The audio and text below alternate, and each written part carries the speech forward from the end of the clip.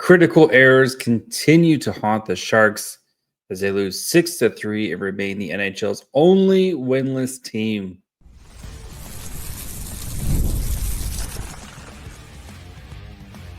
You're Locked On Sharks, your daily podcast on the San Jose Sharks, part of the Locked On Podcast Network, your team every day. Hello, welcome to Locked On Sharks, the premier hockey podcast covering your favorite team in the Bay Area. My name is JD Young, caretaker at the Reef, also the co-host of Locked On NHL. I want to thank you for making Locked On Sharks your first listen. Proudly part of the Locked On Network. We cover your team every day.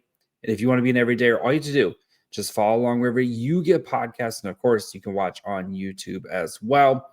And today we're going to be talking about the Sharks' 6-3 loss to the Utah Mammoth. So we'll break down why the defense continues to struggle. Askarov has his moments, both good and bad. Sam Dickinson and Celebrini easily both have their best games of the season. And then we'll dig into the numbers of this game and look at how Utah really dominated the first period and kind of was able to maintain from there. So before we get to all that, do want to let you guys know that today's episode is brought to you by Game Time. Download the Game Time app, create an account, and use code LOCKEDONNHL for $20 off your first purchase. All right, so we knew the defense was really banged up heading into this game, right? Klingberg out with an injury, Shakir Mukhamadullin out with an injury, Timothy Liljegren placed on IR. The Sharks having to throw in guys who literally have not been to San Jose yet and are on the team in Iora. This defense tonight, You saw moments where it looked okay, like the second period, but it was more just the same from the San Jose Sharks, especially when it comes to defense. And that's where I want to start because the defense continues to struggle, and you see these critical errors that just keep ending up in the back of their own net. And this happened a lot last year, and it happened the year before. And it's just a lot of defensive miscues. And the Sharks' inability to get the puck out of their own zone or inability to like just not turn the puck over in their defensive zone.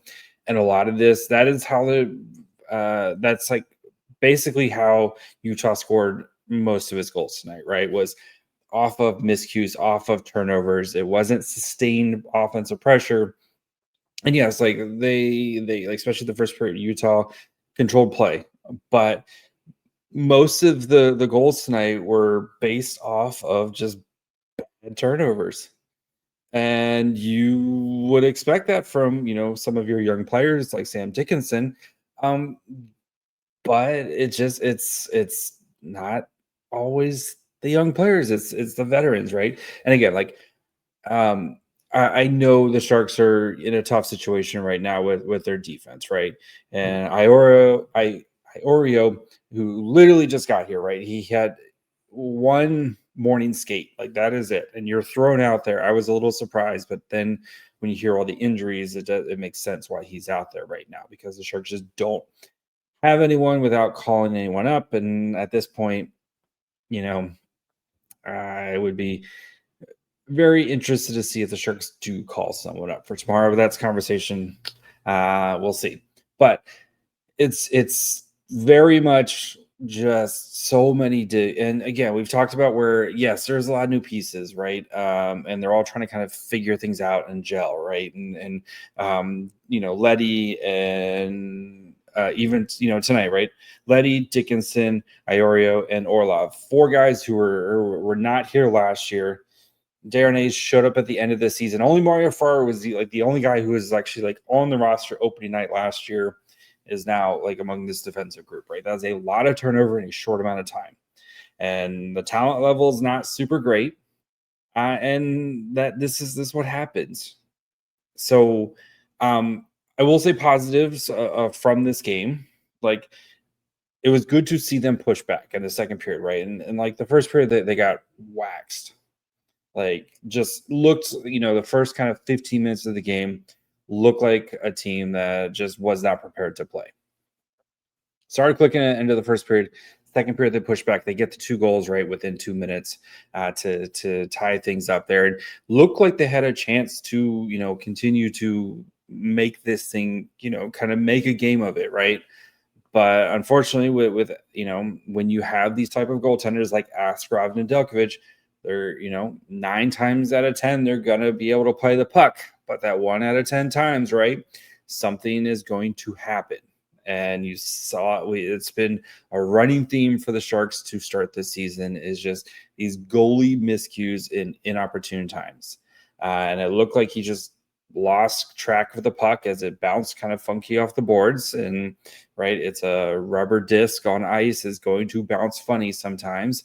He just lost track of it, and then unfortunately, right, it went into the back of the net. And the poor thing about it is, like, Askarov was playing really well the first 2 periods up to that moment, and even after that moment I thought he had some really good rebound, like, he had a really good rebounds. And like on that penalty kill afterwards, like the end of the second period, like Askarov he made an outstanding save.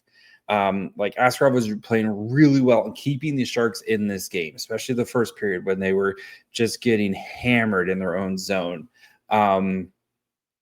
And just that third period, like, yes, it sucks that 1 goal happened, right? But it also kind of bounces out with a Jeff Skinner goal where he scored on a goal bouncing off a defenseman going in. So they kind of, like, the universe evened itself out there with those 2 goals. But just the third period where, yes, the game's out of hand, and Askarov, Askarov's kind of getting shelled there a little bit, but it would have been nice for him to kind of finish this thing up, right, and have a strong game. And not all those goals are, there's, I think the fourth goal, you definitely probably want him to make a save, but you also don't want your defense to turn it over in the period in your own zone as they've done all night.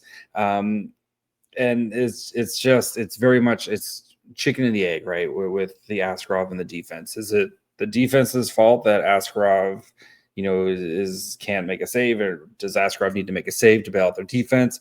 Is it a little bit of both? Which is probably a little bit of both. And it's just growing pains, and that's what I'm hoping here, is that it's just growing pains right now. And we knew Askarov was going to have growing pains. This is his first full season in the NHL. He's played 17, 18 NHL games. He's going to have growing pains. I see so many people are just like, Askarov's not the dude. And it's like, I've seen too much of him be the dude. Yes, I know it's in the AHL, but like, I don't get people just jumping off the train right now with Askarov. Like, yeah, like, has it been the start that he's wanted? No, of course not. It's not the start that I expected, but I think the Sharks are just in a tough situation where, one, the defense is all hurt, and 2, they're just not a good unit right now, because there's so many pieces and they're trying to kind of figure things out, and they're just a talent poor unit to begin with. So a combination of a goalie who's trying to find his confidence, who's played a handful of NHL games, a defense that is trying to gel and find their confidence, and then is on top of that, a lot of these guys are injured, makes for a poor team. And that's what happened. I think that's my big takeaway from tonight is, right, the Sharks played well at times, and the offense was, when it got established, it was doing a lot of positive things. It was just so many crucial errors by the Sharks that all of them went back into the back of the net. And I get the frustration, but like, it's just the Sharks in October right now, man. Like, this is just a thing now with them. It's just, this team is just trying to kind of figure things out and wade through things and trying to see what sticks and what doesn't stick and what they need to kind of put together here. So there was some positives from this game, and Sam Dickinson and Macklin Celebrini are the 2 big positives. So we're going to talk about that here in just a second, as both these guys played, I think, some of their best hockey of the season, especially Sam Dickinson, who this is what you wanted to see, right? How would you rebound after a poor performance? Dickinson had, I think, a really great night tonight. So we'll discuss that here in just 1 second. Hockey season is here, and nothing beats being in the arena for those opening games. But let's be real, great tickets can be a total headache. Between waiting in queues, surprise fees, and prices that jump right before checkout, it's easy to get frustrated when all you want to do is cheer on your team. That's where Game Time comes in, the app that gives fans the advantage. It's your ultimate life hack for scoring amazing NHL tickets fast, easy, and stress-free. I've used it a bunch of times to get Sharks tickets. It's super easy. You can see exactly where you're going to sit. Not like there's a bad seat in the tank. But the thing I like about it is it has the prices included. You know what you're going to pay when you check out. You don't check out and then you get slammed with a bunch of hidden fees or surprise fees, which is the absolute worst. And you can even find NHL tickets for like under $25. I know, again, those Sharks tickets right now, you can find some deals there. So take the guesswork out of buying NHL tickets with Game Time. Download the Game Time app, create an account, and use code LOCKEDONNHL for $20 off your first purchase. Terms apply. That's code LOCKEDONNHL, LOCKEDONNHL for $20 off. Swipe, tap, ticket, go.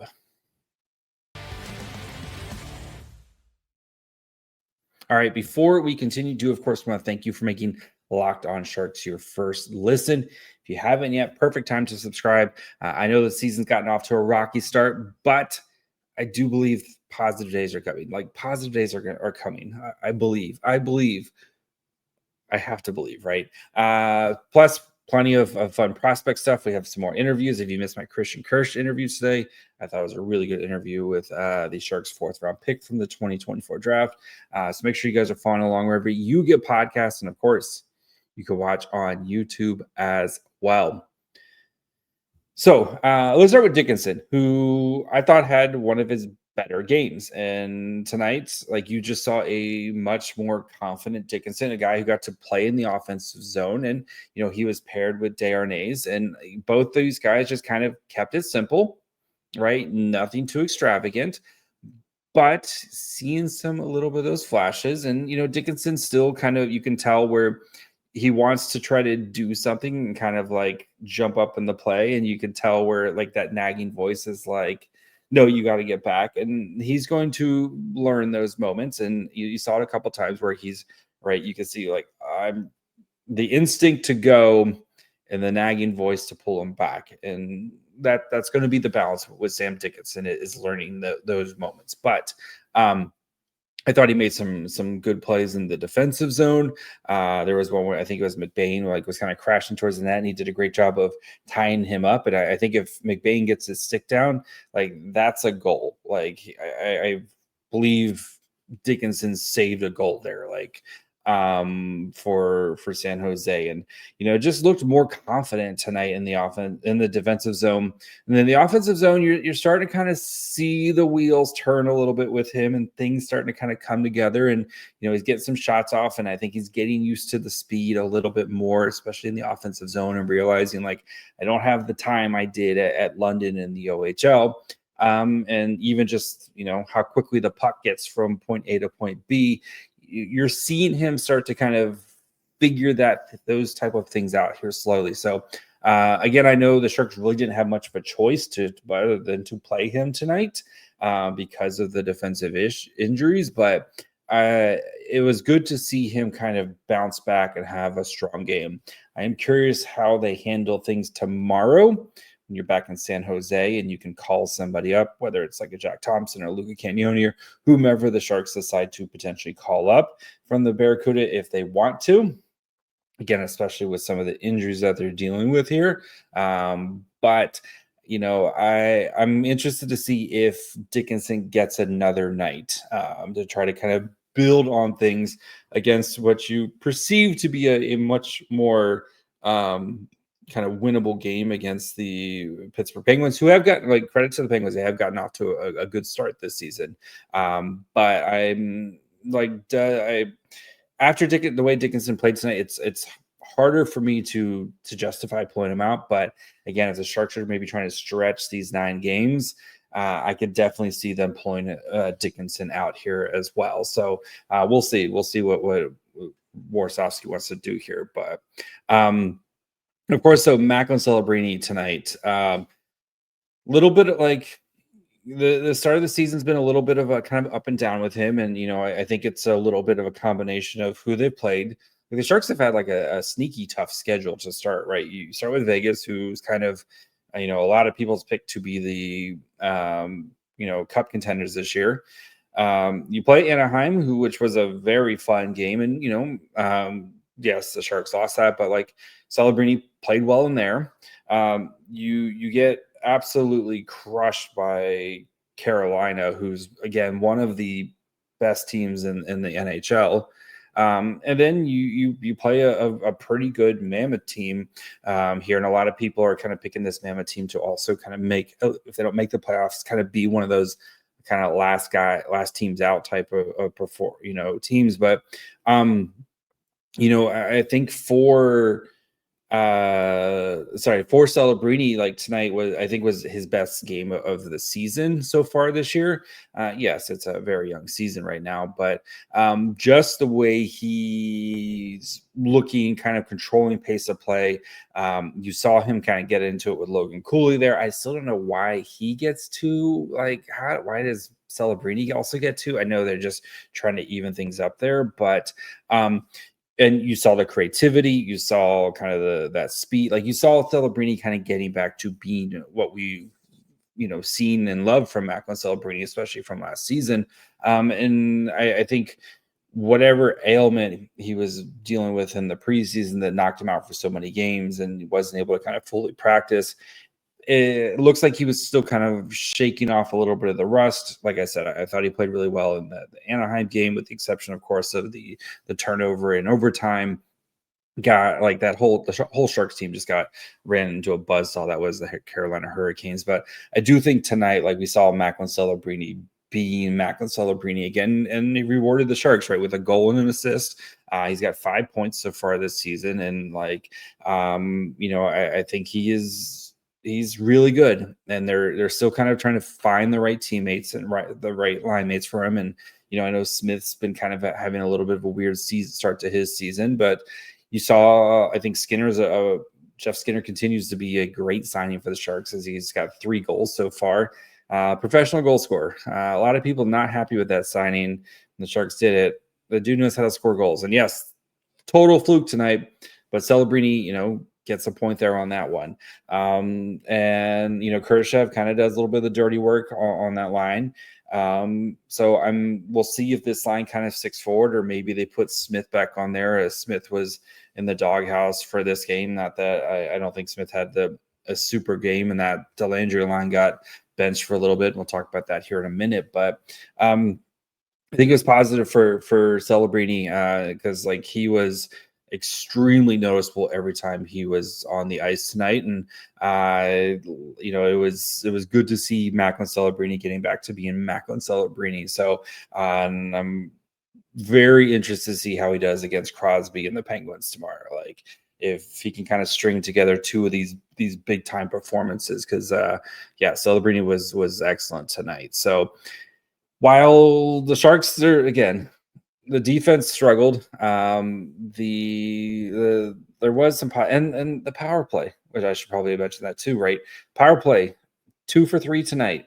Like, this power play, when Celebrini's on the power play, this power play looks really good and really dangerous. And they do, like, and that's a lot of just having the same 4 guys, right? With Eklund, with Celebrini, with Tofolli, and with Smith, all 4 of these guys playing together. Look what happens when you build some chemistry, right? These guys all played a lot together last year on the power play, and they're, I think they're really off to a good start. And this power play looks like it can, have lasting power. And whether it's Orlov or Klingberg, and hopefully Sam Dickinson at some point gets some more power play opportunities here, I do think this unit can be really good, and a strength for the San Jose Sharks, as they're going to have to try to kind of find an edge to score and try to win games here. I think the power play can give the Sharks that sort of edge. So not all doom and gloom in San Jose. So we will, though, look at some of the numbers here and look at how Utah kind of kicked the door down to start this game. And then, the Sharks scrap back, at least kind of made it interesting here. So we'll get to that in just 1 second. The NFL season is here, and FanDuel has an offer you don't want to miss. Right now, new customers can bet just $5 and get $300 in bonus bets if you win. That's right. Pick a bet, put down $5, and if it hits, you'll unlock $300 in bonus bets to use across the app. Great thing about FanDuel is they have so many different ways to play. You can do parlays if you think a series of things are going to happen. Player props, Darren Waller touchdowns. I don't know why, it just keeps working. So, and even follow the live lines during games. It makes watching football even more exciting. We got a little something riding on the action. So what are you waiting for? Visit FanDuel.com to download the FanDuel app today and to get started. All right, before we finish up here, of course want to thank you for making Locked On Sharks your first listen today. For your second listen, check out the all-new Locked On NHL Game Night. Every game, every night, including Fridays, Saturdays. We got you covered until a Stanley Cup champion is crowned. Get local analysis on a national scale. Find NHL Game Night on Locked On NHL on YouTube or wherever you listen to podcasts. All right, so let's dig into the numbers of this game. And credit to the Sharks, who, again, the first 10 to 15 minutes, just getting absolutely the crap kicked out of them. They didn't have a shot on goal until very late in the first period. Even shot attempts, it took a while. Granted, the Mammoth had a 5-on-3 power play in there as well. Fun when your top defenseman, Orlov and Leddy, get sent to the box at the same time. Leddy's tonight, just awful penalties, just lazy penalties. I think I saw Ian from Tealtown kind of just meant tweet that just lazy penalties. Best way to describe it, just lazy penalties from Orlov tonight. But it very much feels like every game the veteran defenseman, they just draw straws to see who's going to be the worst defenseman of the night.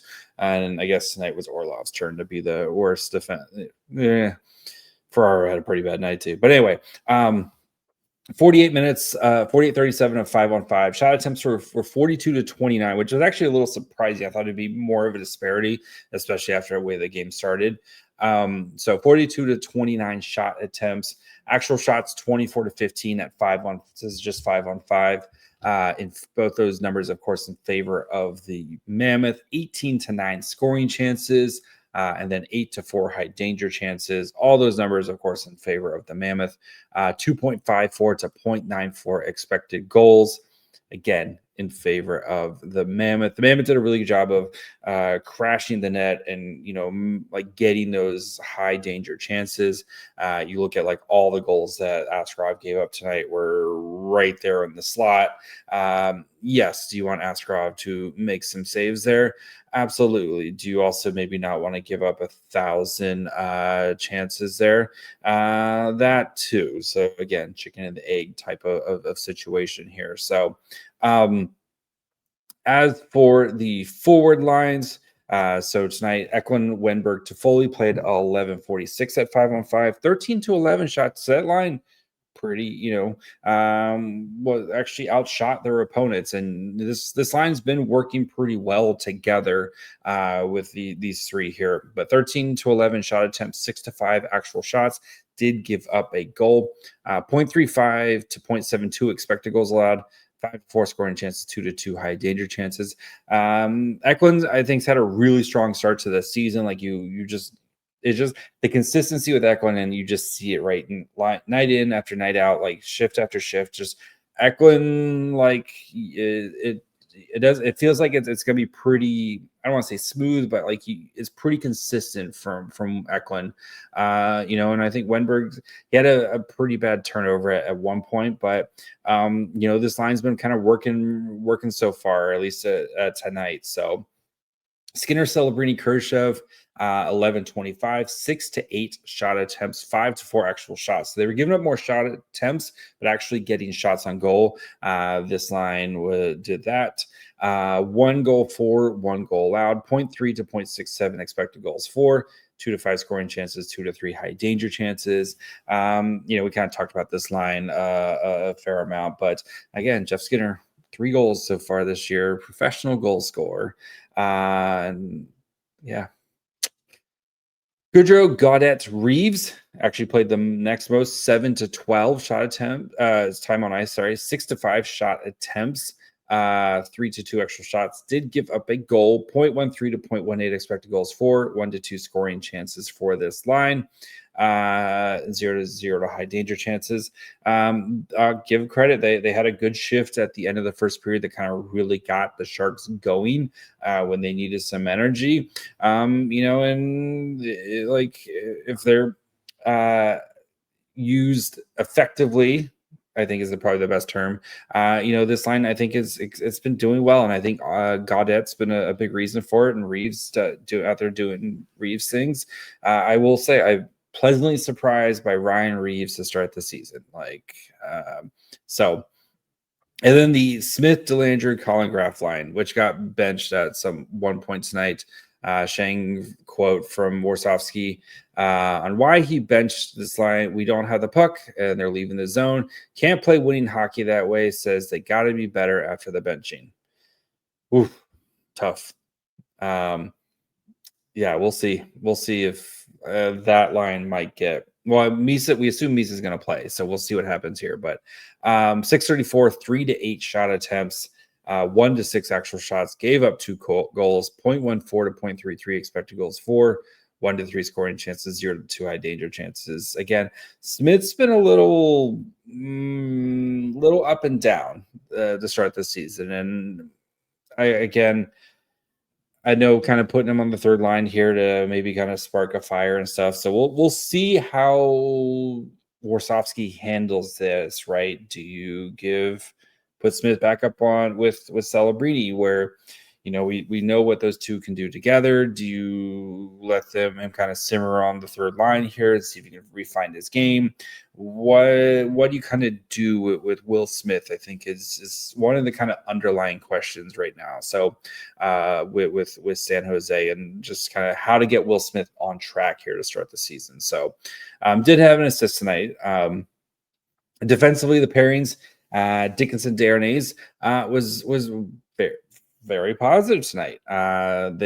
They're Corsi, so their shot attempts when they were on the ice together, 10-7 in favor of this line, 58.82%. So they outshot the Utah Mammoth, or shot attempts for, when they were on the ice. Orlov Letty was at 50%, 6 shot attempts for, 6 against. And then Ferraro Ioria, 8-19, 29.63%. So again, I'm not trying to be too harsh on Oreo, who literally again just got here, hasn't even been to San Jose yet.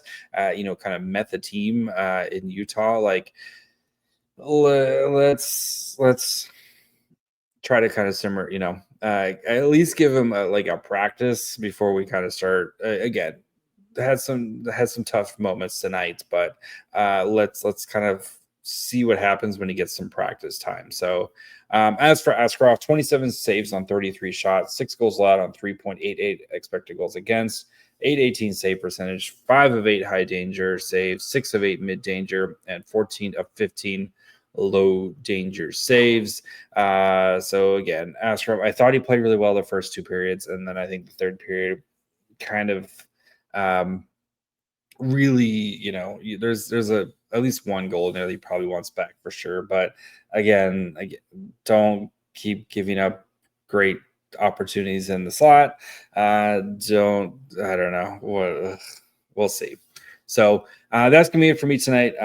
We should be back tomorrow. Hopefully as the Sharks play the Penguins soccer tournament again this weekend. So you might get a hotel episode.